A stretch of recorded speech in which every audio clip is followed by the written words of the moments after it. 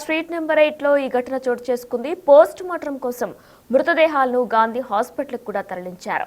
చంద్రశేఖర్ రెడ్డి హబ్సిగూడలోని రవీంద్రనగర్ లో 8 నెలలుగా కూడా అద్దె ఇంట్లో ఉంటున్నారు. అతనికి భార్య కవిత హౌస్ వైఫ్ గా పనిచేస్తున్నారు. అయితే కూతురు శ్రీతారెడ్డి 9వ తరగతి చదువుతున్నారు. కొడుకు విశ్వంత్ రెడ్డి 5వ క్లాస్ చదువుతున్నారు.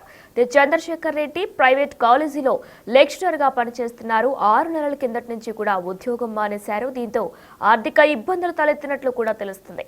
సోమవారం రాత్రి 9 గంటల టైంలో బాబుకు విషమిచ్చి పాపను ఉరివేశారు.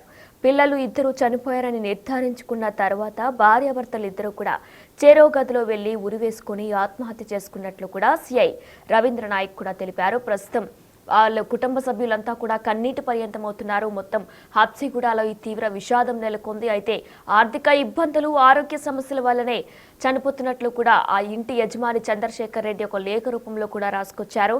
కెరియర్లోని శారీరకంగా, మానసికంగా సమస్యలు ఎదుర్కొంటున్నానని, అలానే షుగర్, నరాలు, కిడ్నీ సంబంధిత వ్యాధులతో బాధపడుతున్నట్లు కూడా తన చావుకు ఎవ్వరూ కారణం కాదంటూ కూడా చంద్రశేఖర్ రెడ్డి ఆ లేఖలో రాసుకొచ్చారు.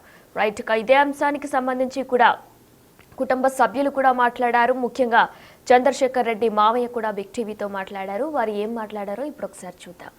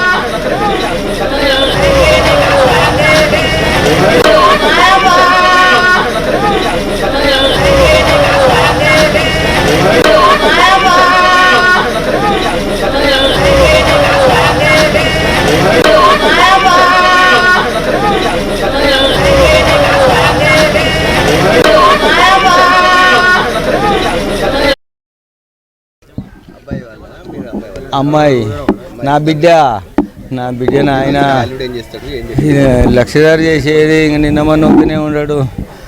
ఏం చేయాలి నాయన? ఈ ఇంటికి వచ్చిన కూలి చేసి బతికిస్తా ఆయనను. ఇట్లా చేస్తా ఆడపిల్లలను ఎవరన్నా చేస్తారా? ఈ పాపం వాయబ్బా, ఓ దేవుడా, ఇట్లా చేస్తే నాయన నా బిడ్డను నా పిల్లలను నాకు చేస్తేవి, నీవు ఆవిడైపోతుంది. ఏంది నాయన? వాయబ్బో, ఇంత కూర ఏం గొడవలు లేవు నాయన, గొడవలు లేవు, ఏం లేవు. మంచిగానే మా బిడ్డ ఏందో నా చెప్పపోయేది, ఏందో ఆమె కాపురం ఏందో ఆమె చూసుకుంటా పోయేది. ఏం చేయాలి ఆమెతోటి? బాబా, ఇంత అన్యాయంగా ఎవరికి జరగకూడదు దేవుడు, ఓ దేవుడా. ఈరోజు 9:30కి మా పోలీస్ స్టేషన్ నంబర్కి 100 డైల్ కాల్ రావడం జరిగింది. దాంట్లో ఏంటంటే ఇక్కడ హబ్సిగూడలో రవీంద్రనగర్ కాలనీలో ఒక ఫ్యామిలీ మొత్తం సూసైడ్ చేసుకుందని చెప్పేసి మాకు సమాచారం రాగానే మేము పోలీసులమంతా ఇక్కడ చేరుకొని లోపల ఇంట్లోకి పోయి విచారణ చేయగా దాంట్లో కొన్ని 2 లెటర్స్ దొరికినాయి. ఎవరైతే దీంట్లో డిసీజ్డ్ పర్సన్ చంద్రశేఖర్ రెడ్డి, ఈయనకు దాదాపు ఒక 42 సంవత్సరాలు ఉంటాయి. తర్వాత కవిత వీళ్ళ వైఫ్, ఈమెకు 25 ఇయర్స్ ఉంటుంది. ఈమె కూడా హౌస్ వైఫ్. ఈ చంద్రశేఖర్ రెడ్డి ఇంతకుముందు ప్రైవేట్ కాలేజీలో జూనియర్ లెక్చరర్గా చేస్తుండే. ఆ తర్వాత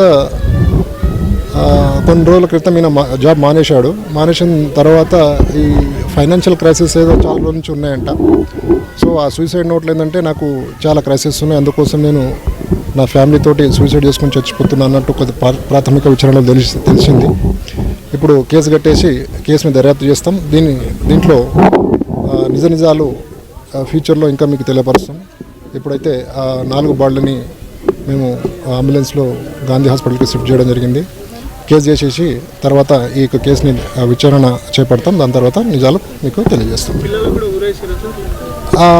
చూస్తే అదే విధంగా కనపడుతుంది, అక్కడ మార్క్స్ కూడా కనపడుతున్నాయి. ఫస్ట్ ఆ పిల్లల్ని ఇద్దరిని కూడా అంటే ఉరి వేసిన తర్వాతనే వీళ్ళిద్దరం చేసుకున్నట్టు మాకు కొంచెం అర్థమవుతుంది. అది కన్ఫర్మ్ చేస్తాం. Thank you.